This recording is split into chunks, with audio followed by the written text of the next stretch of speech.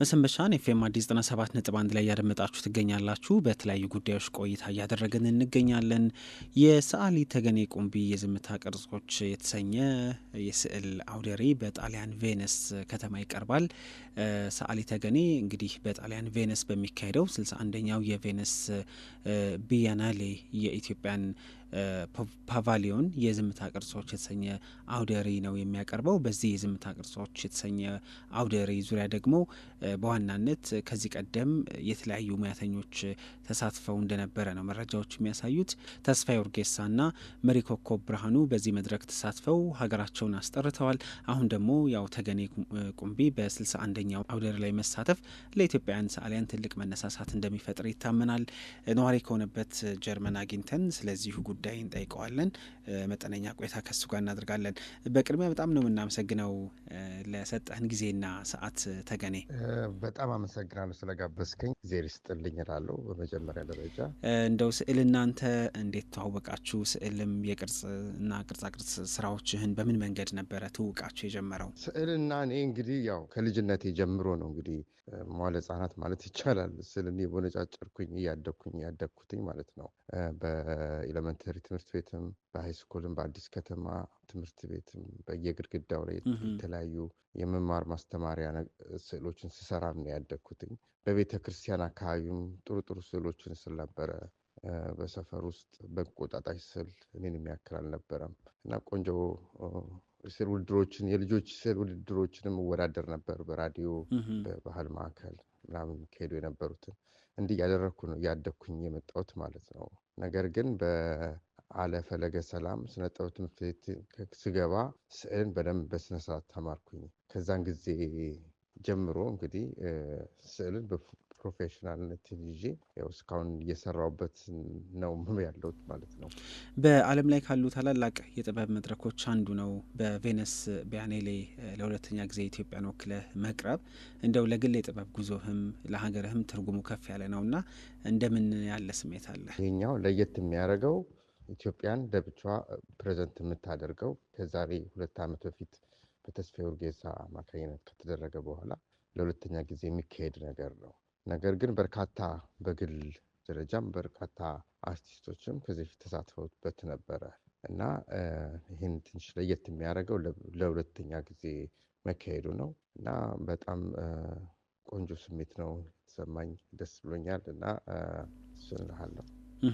የአውደ ርዕዩ መጠሪያ የዝምታ ቅርጾች ወይም ደግሞ ሼፕስ ኦፍ ሳይለንስ ይላልና ዝምታን በቅርጽና በቀለም ለመግለጽ ለምን መረጥክ? እንደው ይህ ርዕስ በውስጡ የያዘው ጥልቅ ምስጢርስ እንደምን ያለ ነው? ሳይትሉን ዝምታ እንግዲህ በጽሁፍ በግጥም በዘፈን በተለያዩ ነገሮች ብዙ ተብለዋል። ስለ ዝምታ በጣም ብዙ ውስጡ ያለውን ምስጢር በሙሉ ያለውን እይታ ምናምን እውቀት ሁሉ ኤክስፕረስ ሆኗል። በቀለምም ይሆናል። በቀለምም በብሩሽም በተለያየ ነገር ማቴሪያሎችን እየተጠቀምክ የምታረጋቸው ነገሮችም ነው።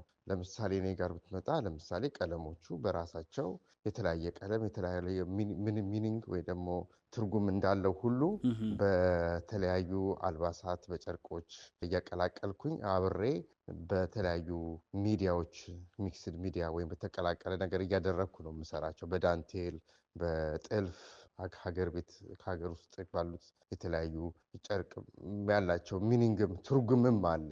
ከነሱ ትርጉም ጋር እያዛባሁት ነው ይህንን ዝም እንዲል ዝምታ የሚለውን ነገር ያረኩት ማለት ነው። ዝምታ ማለት ውስጡ በጣም ብዙ እውቀት አለው። አሻጋሪ ነው፣ አስተዋይ ነው፣ ማስተዋል ነው፣ ወይም አርምሞም ነው፣ ፐርሰናልም ነው። በቃ ብዙ ትርጉም አይነት ነገር ነው ያለው እና በውስጡ ብዙ ቀለማት አለው። በውስጡ ብዙ አይነት የቀለም ሪትሞች የኮምፖዚሽን ቅርጾች አሉ፣ ምልክቶች አሉ፣ ሲምቦሎች አሉ።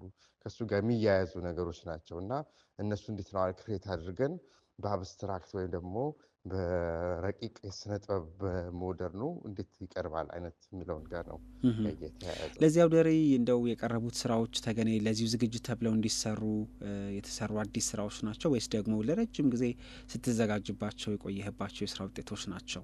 ለዚህ አውደ ትርኢት ላይ የሚቀርቡት ስዕሎች ኦልሞስት 2 ዓመት የሚሆን ጊዜ ነው። እንግዲህ ይህን ፕሮሰሱን ከጀመርኩኝ ጊዜ ጀምሮ በቃ እዚህ ስራ ላይ ተጠምጄ ነበረ እና ልክ እንደ ወታደር ነው። ጠዋት፣ ማታ፣ ከሰዓት፣ ሌሊት በቃ ይህ ስራ ላይ ፎከስ አድርጌ ስሰራ የነበረው እና አዳዲሶች ናቸው። ትልልቆቹም ትንሾቹም ሁሉም በመልኩ አድርገ የሚደረጉት ነገር ነው እና እንደዚህ ነው እልሃለሁ። 2 ዓመት ጊዜ የዝምታ ቅርጾች ባዶ ሳይሆን በውስጡ የታመቀ ሀሳብ አለው ትላለህ እና እንደ ተመልካች አንድ ተመልካች በስዕሎቹ ፊት ሲቆም ምን አይነት ስሜት እንዲሰማ ወይም ደግሞ ምን አይነት መልእክት እንዲረዳ ትፈልጋለህ? ብዙ ጊዜ ያው አሁን ኤግዚቢሽኑ ላይ ከሰዎች ከመመልከት ብቻ ሳይሆን ማዳመጥ ደግሞ ስዕሉን ስታየው ዝም ብለህ የምታዳምጠው በቃ ስዕሉ ራሱ ዝም ያለ ስታየው ቀለማት ያሉት የተለያዩ ጨርቅ አልባሳት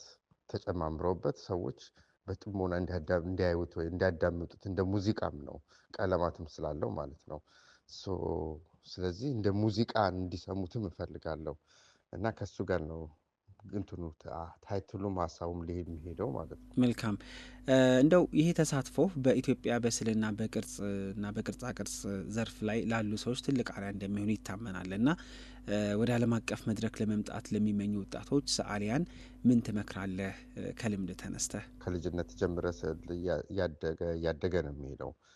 በቃ ይሄ ታለንቱ ካለክ በየጊዜው ታለንቱን ላይ የራስን እውቀት እየጨመርክ ትምህርት ቤትም በተለያዩ ቦታዎች በመንቀሳቀስም የተለያዩን የራስን ፖቴንሻል መጠቀም ነው ትልቁ ለወጣቶች ወይም ለሚቀጥለው ወይም ደግሞ የምናገረው ማስተላልፈው ነገር ቢኖር በቃ በመስራት በብዙ ኮሚኒኬት በማድረግ በተለይ ብዙ በመስራት ብዙ ነገሮች ቀስ እያሉ እንደሚመጡ ነው የማየው። ከቬነስ ቢያኔል የተሳትፎ በኋላ እንደው ይህንን የዝምታ ቅርጾች በተሰኘ አውደ ርዕይ ወደ ሀገር መጥተህ ለጥበብ አፍቃሪዎች ለማሳየት እንደው ታስብ ይሆን? አዎ በእርግጥ ለሚቀጥለው ዓመት ተዘጋጅቻለሁ። ወደ አዲስ አበባ ኤግዚቢሽን ይኖረኛል። ለሱም ስራም አለ። ሁለቱም ስራ ተደራርቦብኝ ነው ያለው እና መምጣት አይቀርም። በቃ የሚቀጥለው ዓመት ሁሉን ተስተካክሎልኝ ጊዜ ከፈቀደ ይሆንልኛል ማለት ነው። መልካም፣ በጣም እናመሰግናለን። እንግዲህ የተሳካ ጊዜ እንዲሆንልህ እመኛለሁኝ። ደግሞ የኤግዚቢሽኑ ተከፍቶ የተሰጡ አስተያየቶችን ደግሞ እኛ ወደፊት ለአድማጮቻችን የምናጋራ ይሆናል። ለአሁኑ አመሰግናለሁ። በጣም አመሰግናለሁ። እግዚአብሔር ይስጥልኝ። እሺ፣ መሰንበቻ አድማጮቻችን ከዜማ በኋላ ይመለሳል። አብራችሁ ነው